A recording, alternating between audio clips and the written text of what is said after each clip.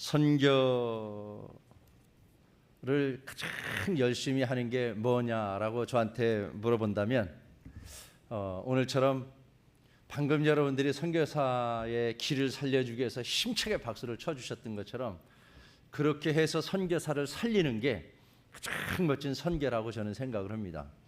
선교사 하나가 살아야 그 선교지가 살게 되기 때문이거든요. 여러분들의 박수에 큰 용기와 기쁨을 얻어서 감사드립니다. 성가대 찬양에 감사했습니다. 저도 선교지 안 갔으면 그 자리에 앉아 있을 거예요. 이제 저희 아내가 성악을 전공했고 숙명여대 성악과를 나왔고 저랑 결혼해서 행복하게 살던 중에 이제 아내가 아프게 됐고 그 아픈 아내를 데리고 기도원에 가서 살려달라고 금식하며 부르짖을 때 하나님께서 원망과 불평할 수밖에 없는 상황임에도 불구하고 그 어려운 환경 속에서 입을 열어 제가 주님을 찬양할 때에 주님께서 기적을 베풀어 주셨거든요. 저희 입을 열고 주님을 찬양할 때 주님의 성령의 기름 부으심을 저희는 체험했고 그리고 아내가 깨끗이 치료함 받는 기적 같은 일들을 저희는 체험했고 그래서 우리 남은 인생은 우리 하나님께 드려서 하나님 기뻐하시는 그러한 삶을 살아야 되겠다. 그렇게 결정하고 태국간 지가 벌써 32년이 지났습니다. 저는 가난한 집 아들이었습니다. 저희 아버지께서 농사를 지으시는데 논이 단 한 평도 없는 그렇게 가난한 집이었어요. 우리 아버지는 열심도 없으셨습니다. 그저 좋아하시는 게 술 드시는 거 좋아하셨고 술 드시면은 어머니하고 쓸데없이 싸움하는 거 좋아하셨고 또 그나마 어머니 열심히 살면서 가정을 이끌어 가시면은 슬기운에 부시는 거 좋아하셨고 그래서 어렸을 때 저는 정말 좋은 스승을 만났어요. 우리 아버지처럼 살지 않으면 된다. 그래서 그 반대의 길을 늘 걸어왔거든요. 그리고 나는 예수를 믿어야 살겠다. 그래서 저는 하나님의 자녀가 됐습니다. 가난한 집에서 살다 보니까 초등학교 졸업하고 중학교를 못 가요. 근데 시골에 있으면 먹고 살 길이 없으니까 그때 우리 동네 말로는 사발농사라고 그래서 서울 용산시장 옆에 올라와서 벽돌 찍는 공장에서 제가 벽돌을 찍었습니다. 그때 제가 할 수 있는 것은 벽돌을 대한민국에서 제일 잘 찍는 사람이 되어줘서 최소한 벽돌 찍는 사람들 중에서는 그래도 내가 잘 사는 사람이 돼야 되겠다. 가난이 그렇게 싫었습니다. 그리고 그때 아버지를 많이 원망했습니다. 그리고 오랜 시간이 지난 후 하나님의 은혜로 제가 선교사가 되어져서 태국에 갑니다. 태국에 가서 청소년 사역에 대한 비전을 받고 태국의 어린 청소년들에게 복음을 전하는데 하나님의 은혜로 하나님의 축복하심으로 태국 파타야란 지역에 2만 평의 땅을 구입하게 됩니다. 그 2만 평의 땅을 구입할 때 19년 전에 10억이었습니다. 그리고 건축비가 10억 들었습니다. 도합 20억이 필요했는데 그 20억의 돈을 어떻게 마련했느냐 하면 제가 마련한 것이 없습니다. 2년 반 동안 주님께서 땅을 사라라는 마음을 주셨고 그 땅을 사야 될 땅을 지정해 주셨고 그를 위해서 기도하라고 하셨습니다. 한국 교회 찾아가지 말고 누구도 찾아가지 말고 여기서 나한테 구하라고 주님께서 말씀하셨습니다. 그래서 미련한 것 같지만은 그 주님의 약속을 믿고 주님께서 이루어질 것을 믿음으로 확실히 받았기 때문에 거기서 기도하고 있었습니다. 그렇게 2년을 넘도록 기도하는데 하나님께서 기도하면 주시겠다고 약속하신 하나님께서 응답을 주지 않으세요. 물줄을 보내주지 않으시는 거예요. 그래서 2년을 집사람과 제가 둘이서 기도하다가 제가 지쳤습니다. 그리고 기가 죽었습니다. 이거 잘못 들었는갑다. 그리고 주님 앞에 어느 날 아침 식사를 하고 나서 커피를 한 잔 끓여서 아내랑 저랑 마시면서 제가 이렇게 얘기했습니다. 아내에게 여보 우리가 지난 2년이 넘도록 기도해 왔는데 아무래도 우리가 내가 잘못 들은 것 같아. 2년을 넘도록 기도해도 아무런 응답 단돈 100만 원도 후원하는 사람을 붙여주지 않은 그때에 마음이 연약해진 제가 이쯤에서 우리 포기합시다. 아무래도 내가 잘못 들은 것 같소 했더니 그렇게 큰 소리 한번 내지 않던 아내가 고함을 칩니다. 뭐라고 소리를 쳤냐 하면, 당신은 결정권자도 아닌데, 결정권자는 하나님이신데 당신이 왜 된다 안 된다 헛소리 하냐 이겁니다. 왜 당신이 안 된다고 헛소리를 하냐. 나는 하나님께서 주신다는 응답받고 기도하고 있는데 함께 더 우리 참고 기도하자는 그 이야기를 하지 않고, 왜 당신은 결정권자도 아닌 당신이 왜 멍청한 결정을 하냐 이거죠. 왜 포기하냐. 하나님은 주신다고 했는데. 자존심이 상했습니다. 그리고 기가 죽었습니다. 목사인 내가 아내만도 못했던 이 처신에 얼굴을 들고 아내를 바라볼 수가 없었습니다. 머리를 숙이고 한 1분, 2분 시간이 지났을까요? 내 속에 뭔가 올라와요. 뭐가 올라오냐 하면 아내에 대한 섭섭함이 올라와요. 아내가 이렇게 해주길 원해요. 내 속마음에. 여보, 2년 동안 우리 함께 기도를 해도 응답이 없으니 당신이 그럴 만도 해. 그런데 말이야, 주님께서는 나한테 땅을 주신다고 계속 주님께서의 확신을 주시니 우리 함께 기도합시다. 이렇게 이야기하기를 저는 바랬는데, 아내가 방금 전에 이야기한 것은 당신은 결정권자도 아닌 당신 왜 된다 안 된다 헛소리 하냐고 한 거잖아요. 그래서 남자의 자존심에 한 1, 2분 지나니까 그 마음이 일어나. 그래서 아내에게 따지고 싶어요. 꼭 그렇게 얘기를 했어야 됐냐라고 따지고 싶은데, 저는 지금까지 그 얘기를 아내에게 못했습니다. 내 모습이 너무 창피하고 부끄러웠어. 그렇게 하고 기도하는데 어느 날 몇 날이 못 돼요. 한국에서 전화가 와요. 어느 목사님이 전화가 왔습니다. 전화를 받으니까 선교사, 땅이 없어.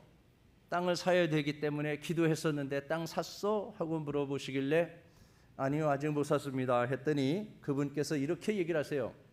우리 교회 장로님이 중소기업을 운영하시는 분이 있는데 추석 때 직원들에게 보너스를 주려고 하는데 직원분들께서 이렇게 어려운 IMF 이후에 이 어려운 시기에 우리가 어떻게 보너스를 받냐고, 그냥 사장님 우리 회사를 위해서 돈을 투자해서 좀 든든하게 세워가면 좋겠다고 직원분들이 극구 반대를 해서 2억을 못 줬다는 거예요.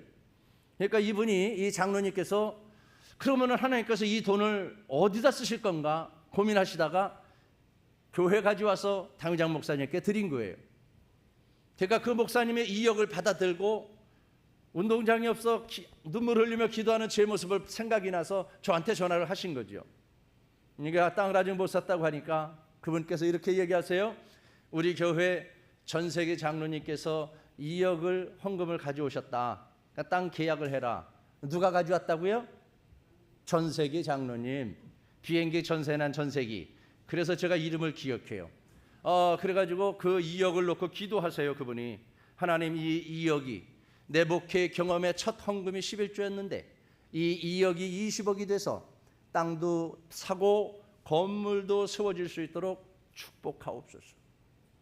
제가 아멘으로 받았습니다. 그리고 시간이 지난 후에 그 2억이 20억이 돼서 선교센터가 세워졌습니다. 혹시 방송실에서 처음 제 얼굴과 옆에 교회 사진 있는 거 한번 잠깐 띄워주실 수 있을까요? 그 사진을 만약에 띄우실 수 있으면은 제가 잠깐 설명할 수 있는 좋은 자료가 될 것 같습니다. 저 사진에 보면 제 얼굴이 있고 우리 교회 모습이 있는데 그 교회가 빨간 흙벽돌이에요. 땅을 2만 평을 사고 토지 작업을 하는데 벽돌을 찍을 수 있는 흙이었어요. 그래서 제가 벽돌 찍을 수 있는 흙을 어떻게 알았겠습니까? 그러니까 벽돌 찍을 수 있는 흙인 것을 아는 것은 저겁니다. 저거 부분입니다. 저게 흙벽돌이에요. 저것을 제가 그 땅을 파니까 저 색깔의 흙이 나와서 이거다 하고 1년 동안 벽돌을 찍었습니다.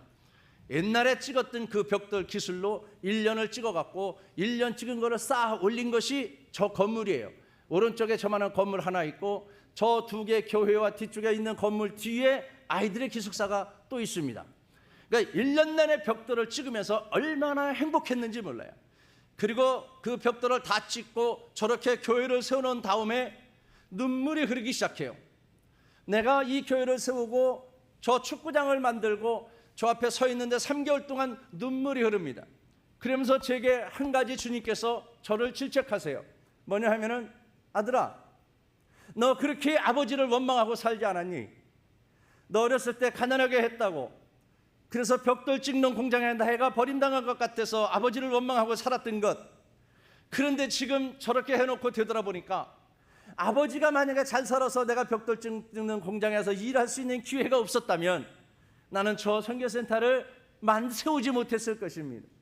근데 아버지가 가난했기 때문에 어쩔 수 없이 벽돌 찍는 공장에서 2년간 벽돌을 찍었던 그 경험이 저 선교센터를 세우게 하신 겁니다.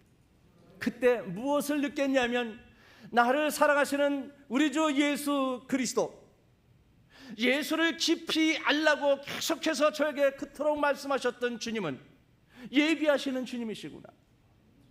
내가 그 벽돌을 찍지 않았으면 어떻게 저 벽돌을 찍어서 교회를 세울 수 있으며 저 아름다운 선교센터를 제가 어떻게 세울 수 있었겠습니까? 어렸을 때는 그 시절이 너무나 힘들고 어려웠지만은 지금 와 되돌아보니까 모든 것이 주님의 은혜였고 주님께서 예비해 놓으신 과정이었습니다. 제가 무슨 말씀을 드리려고 하냐면은, 지금 여러분들의 삶 속에 제가 초등학교 졸업하고 벽돌 찍는 공장에 있을 때처럼 암담한 상황에 처해 있는 분들이 혹시 있다면, 내 힘으로 해결할 수 없는 문제가 여러분들 앞에 있다면, 그래서 그것 때문에 매일같이 눈물 흘리고 그것 때문에 안타까이 기도하는 분이 있다면, 그리고 그것 때문에 원망하고 불평할 수밖에 없는 환경 속에 처해서 정말로 주님 앞에 불평을 하고 있다면, 탄식하고 있다면, 오늘 여러분들은 그 생각을 바꾸시기를 축복합니다. 오늘의 내 문제가 내일의 축복이 될 것을 확실히 믿고, 오늘 내가 힘들고 어려우고 눈물 흘릴 수밖에 없는 지금 환경이 내일은 하나님의 은혜로 거듭나고 새롭게 되어질 것을 바라보면서 믿음으로 감사하시기를 축복합니다. 오늘의 내 삶이 내일의 내 모습이기 때문에 오늘 아무리 힘들고 어려워도 주님 앞에 감사하며 주님 앞에 나아간다면 내일은 주님의 은혜로 우리의 삶이 보장된 것입니다. 태국에 가끔씩 저희 선교센터에 축구장, 잔디구장이 2개가 있어요. 천연 잔디구장. 축구 좋아하는 분들이 단기팀으로 옵니다. 간호건 목사님 팀들도 오시고, 그래서 거기서 축구를 해요. 요즘에 날씨 덥지요, 한국이. 태국은 1년 내내 이거보다 더 덥습니다. 그런데 한국에서 이제 태국에 와서 축구를 하다 보면 날이 덥잖아요. 날이 더워서 모두가 힘들어 하세요. 근데 태국도요, 우기철에는 무슨 현상이 일어나냐면, 그렇게 뜨거운 태양볕이 쫙 내리쬐다가 어느 한순간 먹구름이 몰려와요. 구름이 쫙 하늘을 가려요. 그럼 한국에서 오신 분들은 아무 생각 없이 너무너무 좋대요. 왜? 햇볕이, 쨍쨍 쬐든 햇볕이 구름으로 가려지니까 하나님의 은혜라는 거예요. 엄청나게 행복해요. 그리고 막 뛰어요. 조금 있으면 무슨 현상이 나타나는지 아십니까?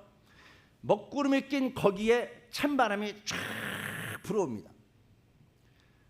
정말로 시원한 바람이 피부를 스쳐요. 그러면 신나서 더 행복해해요. 그때 저는 처마 밑으로 들어옵니다. 왠 줄 아십니까? 2, 3분 후에 소나기가 쏟아져요. 좋아서 운동장에 뛰던 사람들은 물에 빠진 생쥐처럼 되는 것이고, 처마 밑으로 미리 상황을 알고 피한 저는 멀쩡한 겁니다. 무슨 원리입니까? 먹구름이 올라옵니다. 바람이 불어옵니다. 그리고 소나기가 쏟아집니다. 온몸이 다 젖습니다. 좀 전에 태양빛이 비칠 때 덥다고 불평하던 사람들이 구름이 오니까 좋아하고 찬바람이 몰아오니까 더 좋아하다가 쫄딱 망하는 겁니다. 이것이요, 가만히 생각해 보면은요, 저는 처마 밑으로 피해서 비를 안 맞았잖아요. 축복이에요. 힘들고 어려운 고난이 먼저 우리 인생 속에 찾아온다, 이 말을 하고 싶은 겁니다.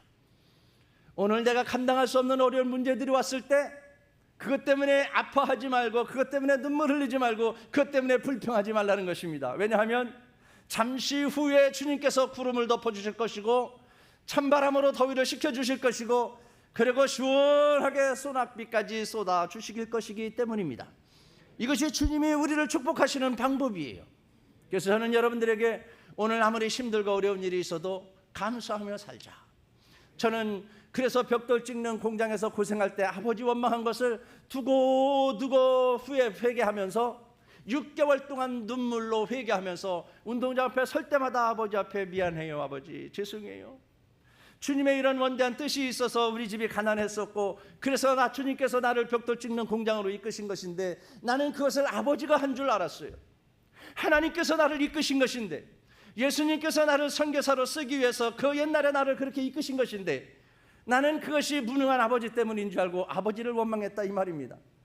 여러분들의 삶 속에서도 혹시 내 아내가 잘못해서, 내 남편이 잘못해서 어려움이 있는 걸로 착각하고 하나님의 계획을 모르고 원망하고 불평하는 사람이 있다면 그 자리를 뛰쳐나가시기를 원합니다. 결혼했더니요, 가난한 저는 돈을 모으고 싶었어요. 그런데 결혼했더니 아내는, 제가 57년생인데 57년생 분들이 30만 원 받을 때 저는 600만 원을 받았거든요, 매월. 그래서 돈을 많이 저금하고 은행에다 넣는 게 내 기쁨이었는데, 결혼하니까 아내는 이거를 모아놓으면 안 돼, 나눠야 돼, 있는 것만큼 그냥 써요. 그래서 어느 날 그것을 알고 나 망했다. 이게 해결책이 없는 거예요. 나누는 거예요. 그냥 줘요. 그게 어디서 왔냐면 장모님께서 여의도 순복음교회의 연희지역 왕권사님이신데, 모든 권사님들 데리고 신방 다니면서 집에 있는 거 다 퍼날르세요. 이러다 망하는데. 그렇게 아내랑 결혼한 지 지금 40년이 됐습니다. 망했을까요? 안 망했어. 왜냐하면 이 법칙이 어디서 왔냐면요, 하나님으로부터 왔기 때문에 그렇습니다. 장모님의 신앙은, 믿음은 있는 것을 나누시는 거예요. 어려운 사람 나누고, 복음을 들어야 할 사람들에게 복음을 나누고, 있는 하나님이 주신 것을 아낌없이 나눠요. 그러면 하나님께서 필요한 것들을 계속해서 공급해 주세요. 저의 집사람은 그것을 어렸을 때부터 봤어요. 저는 나눌 것이 없는 집에 살아가지고 웅치고 손으로 움켜 잡아야 되는 줄 알아서 알고 필 줄을 몰랐는데, 아내를 통해서 드디어 제 인생의 변화가 시작합니다. 하나님께서는 아내를 제게 붙여주셔서 나누는 삶을 익히 편안하게 생각하도록 이끄십니다. 그래서 내게 주신 주님의 것을 나눌 수 있는 삶으로 하나님께서는 바꾸셨어요. 그러려고 선교지로 저를 부르셔서 저에게 120명의 태국의 청소년들을 저희 선교센터에 불러 모아서, 그것도 가난한 집 아이들, 학교 다닐 수 없는 아이들 불러 모아서 그들에게 말씀을 가르치고 신앙 훈련을 시키면서 학교 보내주고 축구 가르치고 프로팀에 보내주는 역할, 대학교 보내는 역할을 지난 30년 동안 해온 것입니다. 그 일을, 나누는 일을 계속해서 할 때에 한 달에 700만 원 이상 계속해서 베풀고 나누는 일을 해야 되는데, 30년이 넘도록 단 한 번도 하루 종일 아이들이 금식한 적이 없어요. 먹을 것이 없어 굶은 적이 없다는 것입니다. 하나님은 때마다 시절마다 당신의 백성들을 먹을 것을 공급해 주시는 하나님인 것을 제 삶에 각인시켜 주셨습니다. 이스라엘 백성들이 가나안 땅 들어가 있을 때, 광야에서 있을 때에 40년 동안 만나를 주시고 메추라기를 주시고 먹이고 입히고 공개하셨던 것처럼, 지난 30년 동안 나를 사랑하시는 예수 그리스도께서는 제가 양육하고 있는 젊은 청소년들을 먹이고 입히고 공부시키고 대학교 다니고 프로팀에 갈 수 있을 때까지 계속해서 그 아이들을 양육하셨습니다. 그리고 하나님은 그 아이들을 축복하셨습니다. 왜 하나님께서는 선교센터에서 자라는 태국 젊은이들을 축복하실까? 태국은 예수 믿는 사람들이 거의 없습니다. 다 불교쟁입니다.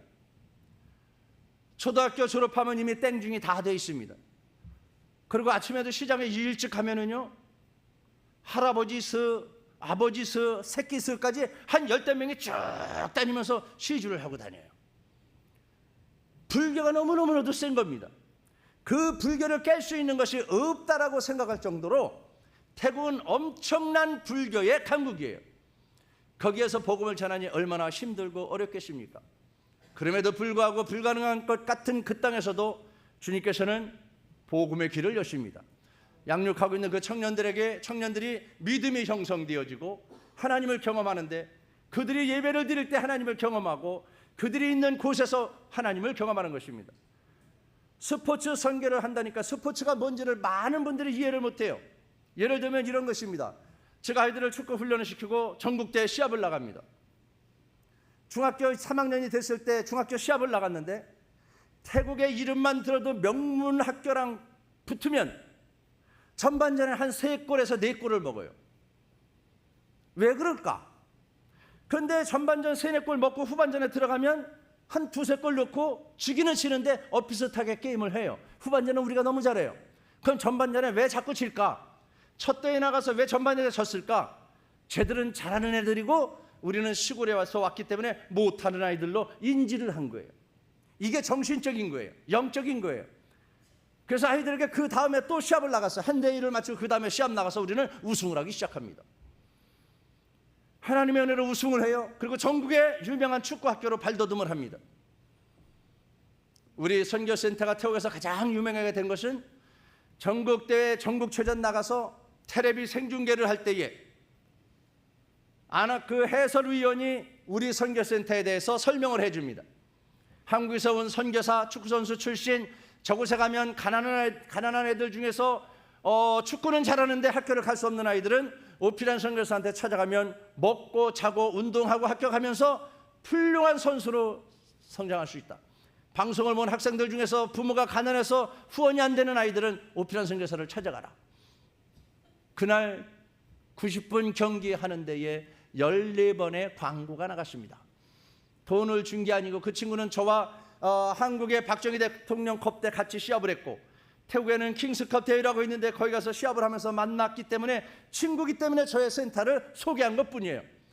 그리고 그 친구는 불교 문화권의 나라에서 기독교를 찬양하는 해설자로 인지가 되어져서 바로 잘렸습니다. 그런데 저희 선교센터는 소문이 나서 전국에서 이제 학생들이 몰려오기 시작해요. 그 아이들을 33년 동안 훈련시키면서 지금 33년이 지난 지금 그 아이들은 훌륭한 사람들로 하나님께서 세우셨습니다. 목사가 양육되어지고 프로 선수들이 40명이 나오고 대표 선수들이 5명 나오고, 엊그저께 끝난 필리핀에서 16세 청소년 대회 하는데 거기에도 우리 선교센터 출신 애들이 2명이 가서 시합을 했어요. 결승전 때 호주랑 시합을 하는데 전후반 비겼습니다.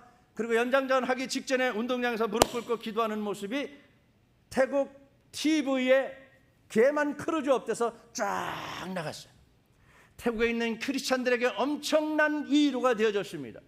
아, 저렇게 예수 믿는 친구가 있었구나. 저가 운동장에서 기도를 하는구나. 그리고 태국의 크리스찬들이 용기를 얻고 박수를 치고 우리 선교센터는 한순간에 또 한 번 태국에서 유명한 선교센터가 되어집니다. 하나님은 우리의 방패 되세요. 그렇죠? 저와 여러분들의 방패 되신다고 주님은 분명히 말씀하셨어요. 선교사가 태국 가서 일하다 보면은 태국 정부나 또는 태국 사람들하고 상대할 때 어려움을 겪게 되어 있습니다. 어느 날 우리 제 사위가 딸하고 결혼해서 지금 저랑 같이 일을 하고 있는데, 우리 딸이 이렇게 얘기해요. 아빠, 우리 아무개 남편이 태국 왕에게 복음을 전하고 싶대요. 그러니까 우리 딸이 남편은 왕족에게 복음을 전하겠다는 소식을 듣고 뭐라고 얘기했냐면, 택도 없는 소리. 왕이 정신 나갔다고 선교사를 만나주냐 이거지요. 불가능하다 이렇게 얘기를 했어요. 근데 기도 제목만 나누면 왕족에게 전도하고 싶다는 얘기를 늘 하더라는 거예요. 근데 그게 현실로 이루어집니다. 어느 날 왕궁으로부터 전화가 왔습니다. 언제 몇 월 며칠 날 공주님이 그 선교센터를 방문할 터인데 그래도 되겠느냐? 오시면 이제 저희는 주인이니까 공주님을 맞이해야 돼요. 근데 이게 무슨 일이냐면은 태국 사람들은 공주나 왕을 한번 보는 게 평생의 소원인데 그분들이 우리 선교센터를 찾아오신다는 거예요. 그러니까 우리 마을이 난리가 났어요. 공주님의 얼굴을 보려고. 허락을 받아야 돼. 누구 허락을 받아요? 집주인 허락을 받아야 돼. 근데 첫 번째 방문하실 때는 허락을 안 했는데 두 번째는 저희가 건의를 해서 허락을 해갖고 동네 마을 주민들이 와서 공주님을 함께 영접했어요. 자, 이 태국 사람들이 공주를 어떻게 영접하냐? 공주님이 오시면 헬리콥터 7대가 쫙 선교센터에 내립니다. 잔디구장이니까 먼지도 안 나고 너무너무 좋아요. 공주님이 내려서 이렇게 오면 저와 우리 가족은 서서 영접하지만 태국 사람들은 얼굴을 땅에 미고 무릎으로 기어서 공주를 바라봅니다. 이게 태국 사람들이 왕을 섬기는 모습이에요. 무릎으로 기어가고 땅에 엎드려서 공주를 영접해요. 여러분들은 주님을 영접할 때 어떻게 하십니까? 저는 오늘 여기 와서 예배를 드리며 우리 목사님께서 기도 시간에 여기 무릎 꿇고 기도하시는 모습을 계속 2번 경험했습니다. 은혜였습니다. 주님 앞에 우리가 낮아지고 겸손해지는 것, 그리고 주님의 이름을 높이는 것 얼마나 귀한 모습인지 몰라요. 그렇게 왕이 한번 다녀가니까 저희 선교센터는 성지가 돼버립니다. 그 누구도, 어떤 정부에서 그 누구도 우리를 탓하지 못해요. 법인으로 있는 땅에 법인세를 낮춰주고, 비자를 받아야 하는 외국 사람이기 때문에 1년에 한 번씩 비자를 받는데 그게 가장 힘든 일인데 그 모든 비자 받는 문제들도 전혀 문제가 되지 않습니다. 그냥 정부에서 알아서 다 해주는 것입니다. 예수 그리스도께서 당신을 신뢰하고 당신을 사랑하는 자들에게 내가 너의 방패가 되어주겠다고 하신 약속은 오늘 태국 현장에서 그대로 이루어지고 있습니다. 저는 우리 사위와 딸이 선교를 하고 있는데 또 하나의 저의 삶의 목적은 딸이 손주딸과 아들을 하나 낳았는데 그 손주가 선교사 되는 게 제 소망이에요. 이게 이제 여러분들 중에서 당신이나 선교사 하지 웬 사위까지 또 손주까지 그 길을, 그 고통의 길을 가게 하느냐고 혀를 차시는 분들도 계시지 않겠는가 생각은 돼요. 네, 근데 제가 선교를 해보니까 여러분들 인생과 저의 인생을 한번 비교해 보세요. 내가 아는 하나님과 여러분들이 아는 하나님과 같을까? 여러분들이 알고 있는 예수 그리스도와 내가 알고 있는 예수 그리스도가 같을까? 형상은 같습니다. 주님은 한 분이기 때문에.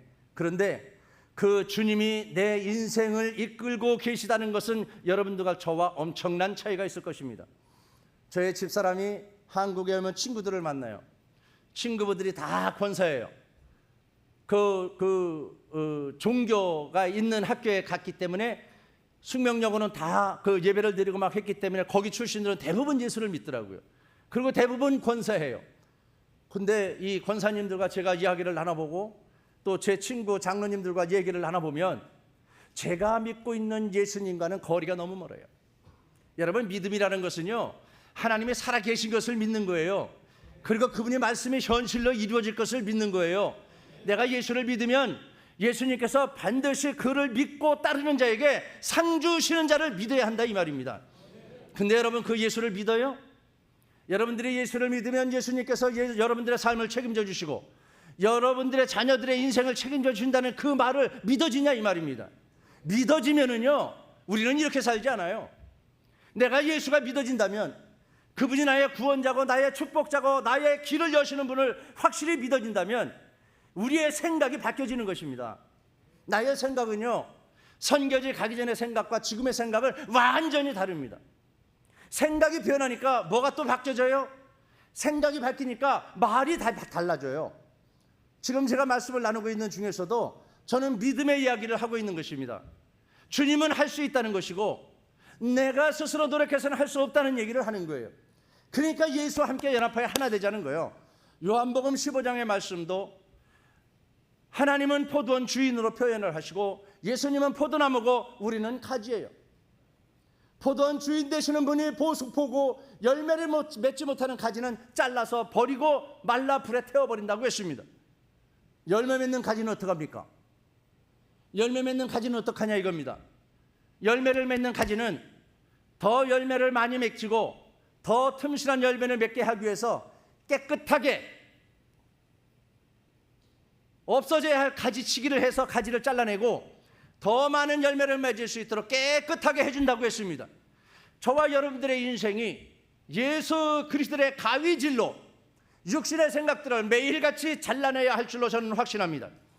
그것은 여러분들이 무릎으로 주님 앞에 걸어갈 때에, 여러분들이 주님을 찬양하며 주님만을 바라보며 믿음으로 나아갈 때에 여러분들의 잘못된 육신의 생각들을 하나님의 말씀과 성령으로 가위질하여 잘라내줄 것입니다. 여러분들이 더 좋은 열매, 더 많은 열매를 맺게 하기 위해서 오늘 여러분들이 그 성령의 열매를 맺지 못하고 있다면 여러분들은 쓸모없는 가지이기 때문에 열매를 맺지 못하는 것이요, 더 많은 열매를 맺어야 되는데 조금밖에 맺지 못하고 있다면 여러분들의 가지가 깨끗하지 못하다는 사실입니다.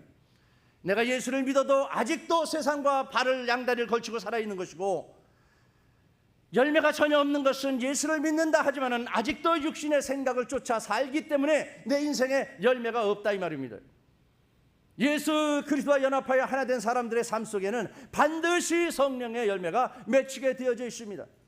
방금 전에 이야기한 것처럼 딸과 사위가 선교사로 헌신했는데 이제 어린아이가 손주가 초등학교 5학년인데 그 5학년짜리를 선교사 훈련시키고 있는 내 모습이 예수 그리스도와 연합하여 하나 된 삶의 모습이라 이 말입니다. 그 손주에게 예수를 가르치고 그 손주에게 할아버지, 엄마, 아빠가 했던 선교의 길을 걸어가면 우리와 함께 하신 그 여호와 하나님 예수 그리스도께서 그의 인생을 책임지고 그를 통해 태국을 복음화시킬 것을 확실하게 심어줄 때에 그 아이는 그 예수를 만나게 될 것이고, 그 아이가 예수를 만나면 반드시 선교사의 길을 가게 될 줄로 저는 확실한 것입니다. 할아버지가 스포츠 선교를 하고 있기 때문에 그 손주 녀석에게 축구를 가르치고 있습니다. 일주일에 4일간. 외할아버지인 저는 축구 선수 출신이고, 친할머니는 옛날에 우리나라 농구가 세계 선수권대회에서 4강 든 적이 있었는데 박신자 팀 멤버 중에 한 사람인 할머니가 농구선수 출신입니다. 그러니까 그 손주가 축구를 가르쳐서 배우면 잘할 수 있다는 DNA를 가진 거예요. 그러니까 저는 그 좋은 DNA를 준 우리 손주를 축구선수로 키워서 하나님의 복음을 전하는 태국 땅에 하나님의 나라를 세워가는 그 일에 쓰임받게 하고 싶은 것입니다. 하나님 앞에 쓰임받은 인생, 이 세상에 아무것도 부러울 것 없고 아무것도 소유하고 싶은 것들이 없어지는 것입니다. 제가 32년 동안 선교 생활을 하면서 나의 필요한 모든 것들은 주님께서 공급해 주셨고, 나의 건강도, 나의 모든 내 안에 있는 믿음도 주님께서 성장시켜 주셨고, 오늘 이 잔에 서서 설교를 할 때에도 옛날의 제 모습과 지금의 제 모습은 다른 모습입니다. 저는요, 설교를 못해가지고 우리 집사람이 설교를 끝나고 나면 뭐라고까지 얘기를 했냐면 30년 전 얘기입니다. 당신은 허구한 날 왜 한 말도 하고 한 말도 하고 한 말도 하냐고. 그래서 주일날 설교 끝나고 집에 가는 게 무서웠습니다. 아내한테 야단 맞아야 되니까. 왜 한 말도 하고 한 말도 하고 한 말도 하냐. 모르니까. 예수를 모르니까 뭔 얘기를 어떻게 하냐 이거예요. 그러니까 성경 읽고 성경에 나온 얘기만 하고 있는 것입니다. 그런데요, 예수 그리스도의 오늘 말씀, 예수 그리스도를 깊이 생각하라는 이 말씀을 붙들고 제가 매일같이 울었습니다. 저는 아내에게부터 이렇게 멸시를 받는데, 아내가 설교를 못한다고 이렇게 나를 구박하는데 우리 교인들은 얼마나 내가 답답하겠습니까? 그래서 교인들에게, 아내에게 인정받는 주님의 설교자가 될 수 있도록, 선교사가 될 수 있도록 주님 저를 도와주세요. 내가 주님을 마음이 어떠한지를 알게 해주세요. 주님은 어떤 사람을 사용하시는지, 그리고 어떤 사람을 축복하시는지를 내 눈으로 알게 하시고 내 마음으로 느끼게 해주세요. 그리고 내가 그 쓰임받는 사람의 반열에 올라서게 하나님 도와주세요. 매일같이 울면서 주님을 알게 해달라고 부르짖습니다. 첫 번째, 주님께서 제게 이렇게 알려주세요. 너는 죄인인 것을 알아라. 너는 무능한 것을 알아라. 네가 할 수 있는 것 아무것도 없는 것을 너는 인지해야 된다. 죄인이기 때문에 네가 할 수 있는 거 하나도 없다. 죄인인 네가 거룩한 자가 되려면 나 예수 그리스도와 연합하여 하나가 되라. 그럴 때 너는 죄사함을 받고 거룩한 자가 될 것이다. 내가 너를 거룩한 자로 세울 거다. 그리고 거룩한 자가 될 때에 생각을 바꿔줄 것이고, 생각이 바뀌어지면 말에 변화가 있는데 그 말은 믿음의 말을 선포하는 자가 되게 할 것이다. 생각이 변화가 되어져서 예수를 만나고 생각이 바뀌고 말이 바뀌어지니까 이제는 행동이 바뀌어져요. 안 된다는 것이 될 것으로 보이니까 되는 일을 찾아가는 것입니다. 근데 내 생각으로 가는 것이 아니라 주님께서 도우시면 할 수 있다는 것을 믿고 가는 것입니다. 그 길을 갈 때에 주님은 저와 여러분들을 길을 내는 사람으로 세워주실 줄로 믿습니다. 주님께서 여러분들을 길을 내는 사람으로 세워주실 때에 여러분들의 인생은 달라집니다. 여러분 자녀들을 교육시킬 때요, 시원찮은 기도하지 마세요. 대학교 수능 시험 치기 3일 전에 어느 교회를 갔습니다. 그 교회는 한 3,000명 모이는 교회예요.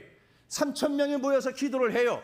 그날 기도한 권사님이 이렇게 기도를 합니다. 하나님, 내일 수능 시험 보는 날인데 우리 교회 수능 시험 보는 아이들이 시험을 잘 쳐서 합격할 수 있도록 은혜를 베풀어 주옵소서.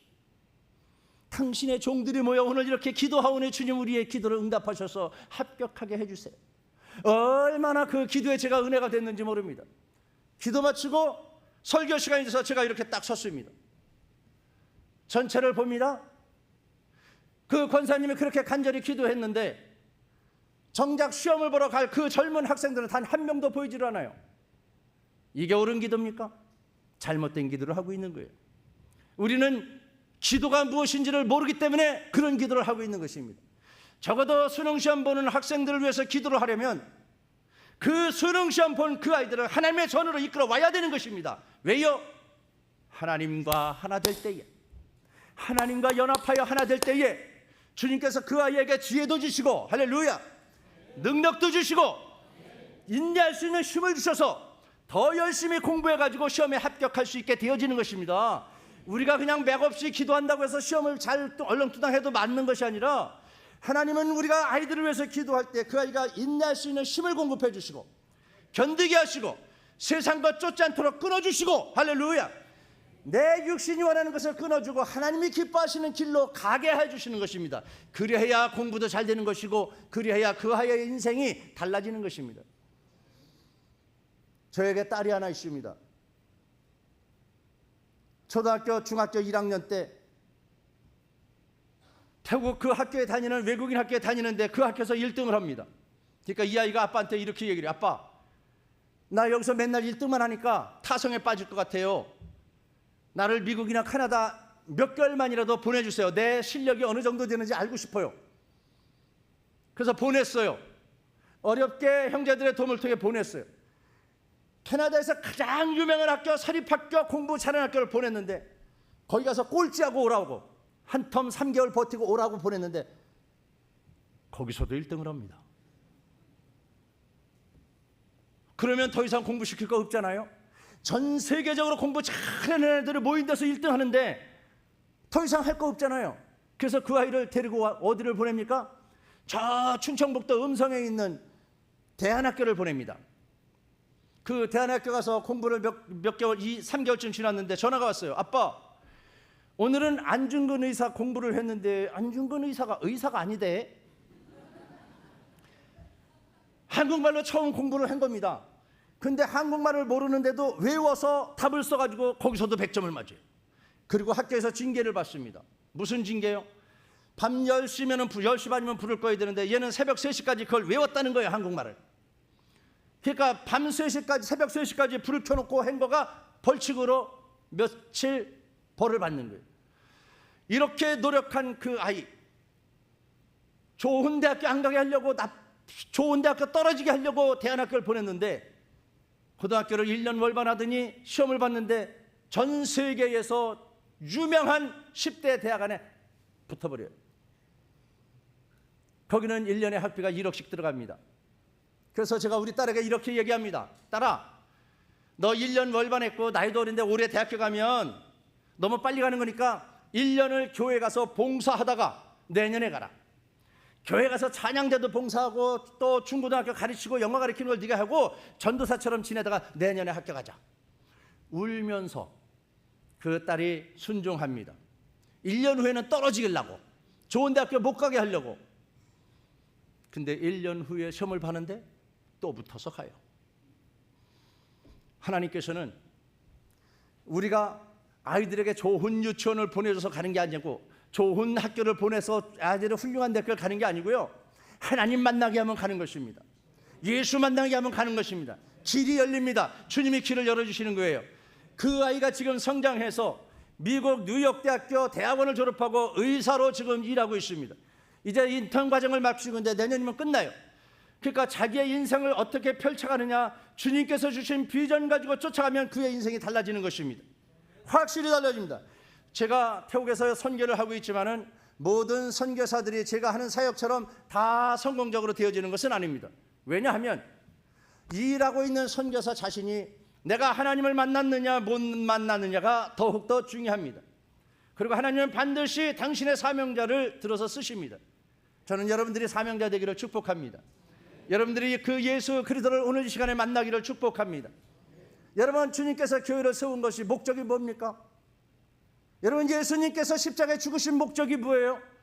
죄인을 구원하기 위해서 저와 여러분들을 위해서 죽으셨잖아요. 그리고 저와 여러분들에게 말씀하셨어요.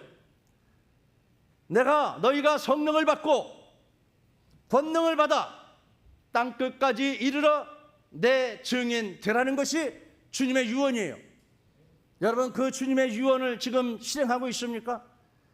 부모가 남긴 유언도 우리가 감당하려고 애쓰고 있는데, 우리를 위해서 죽으신 주님이 그 주님께서 복음을 증거를 하라고 하는 사명을 주셨는데, 그 사명 감당하기 위해서 우리가 얼마만큼 눈물을 흘렸고, 우리가 얼마만큼 애썼고, 얼마만큼 주님께서 주신 것을 내려놓았느냐가 중요한 일이다 이 말입니다. 우리는 움켜쥐는 것에 익숙해져 있습니다. 죄인이기 때문에 그렇습니다. 그러나 주님을 만나면 우리는 움켜진 것을 내려놓기 시작합니다. 내려놓은 예를 제가 하나 들겠습니다. 어느 날 명성교회 김삼환 목사님께서 저를 당회실로 오라고 하십니다. 주일 예배 끝나고 점심 식사를 맛있게 준비해 주셔서 함께 식사를 했습니다. 그때 목사님께서 장로님들께서 저희 선교센터에 버스가 없다는 얘기를 해가지고 목사님께서 봉투에 돈을 1억을 담아서 이거 가져가서 버스, 중고버스라도 하나 사라 하고 저에게 주십니다. 얼마나 행복했을까요? 뜻하지도 않은 선물을 목사님께서 1억을 주시니까 이게 얼마나 감사한 돈이에요. 구할 수 없는 돈을 주셨어요. 그래서 너무나 감사해서 목사님 고맙습니다 하고 받고 여기까지 왔습니다. 이제 주머니에 넣으면 되는 건데, 그때 주님께서 너 차 있잖아 하는 마음을 주셔요. 20년 된 24인승 현대차, 유리창 다 깨지고 에어컨도 안 되고 착으로 밟아야 70km 나가는 버스, 그게 한 대 있었습니다. 근데 그거 있다고 그거 받지 말라는 거예요, 주님께서. 그래서 제가 목사님께, 목사님 죄송합니다, 20년 된 중고버스 하나 있는데 여차여차 유리창도 다 깨지고 에어컨도 안 되지만은 그래도 밟으면 70km 가까이 나갑니다. 그게 운명하시면 제가 그때 요청을 드리겠습니다 하고 놓고 갔어요. 근데 참으로 안타깝게도 태국 가자마자 보름 만에 그 버스가 돌아가셨습니다. 그때 제 마음에 갈등이 옵니다.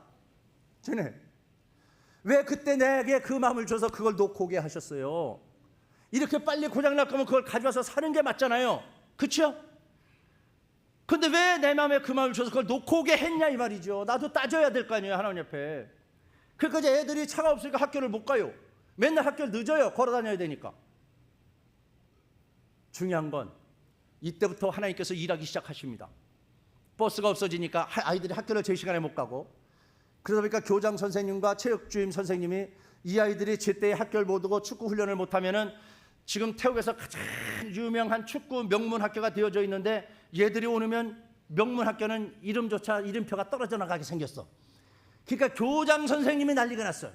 얘들 차를 구해야 되는데, 애들을 제 시간에 학교를 와야 되는데, 그리고 시청에 들어가서 시청에다 이야기를 하는 겁니다. 여차 저차 애들이 학교를 못 오니 명문 학교를 유지할 수 있도록 버스를 좀 지원해달라고 정부에서 허락을 했어요.